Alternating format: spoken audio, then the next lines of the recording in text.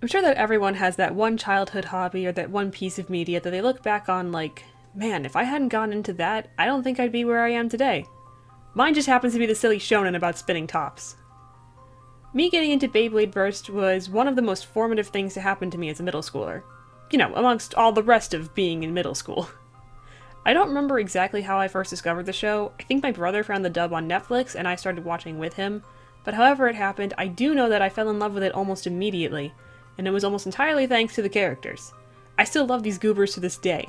Them and their dynamics are so well written, which is something that I was worried about before rewatching the show, because I barely remembered any of them, aside from maybe one personality trait each. This was especially true for my childhood favorite, whom I was terrified that I was going to end up hating, but nope, they're still my favorite character ever. They're one of the few characters that have a different name in the dub versus the sub, but I've recently gotten into the habit of calling them by their original name, partially because I rewatched Beyblade Burst subbed, and partly because it fits my headcanon that she's trans femme better than her dub name. If you know me, you know who I'm talking about. It's Dinah Kurogami. Also, yes, I will be referring to her as a her throughout this video because she is a girl, I am correct.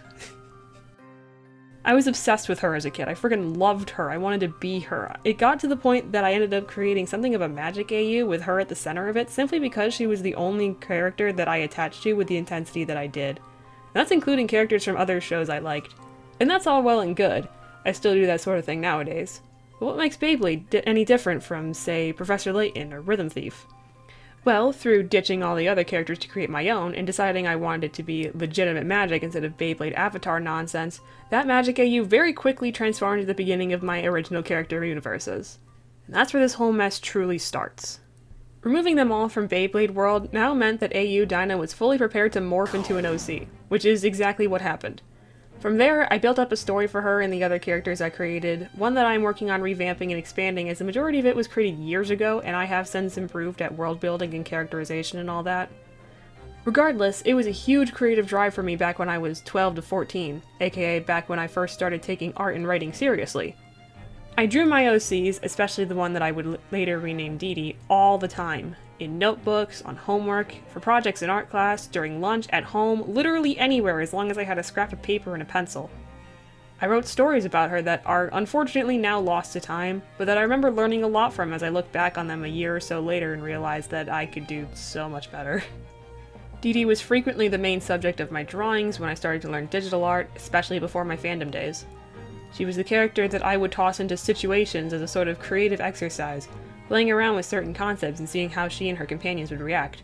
I could go on and on about the several years of both goofing around and serious work that she inspired when it came to developing my characters and world-building skills, but I think that'd get far too long, and I'd likely end up repeating a lot of the same points. Put simply, I do kinda owe it all to Dinah.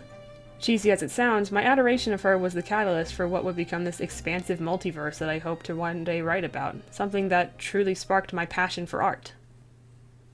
I've been thinking about it a lot, my journey as an artist. Clearly I did not have the most poetic beginnings, my art coming more from a place of indulgence and less a means of expressing some dark past or long-held beliefs.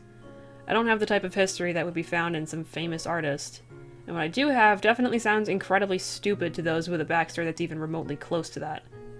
But in all honesty, I don't think that discredits me as a creative.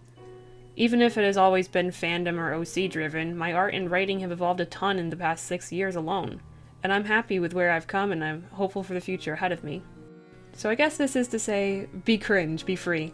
Be free to indulge in your interests, be free to have no shame for the jovial fun your younger self experienced.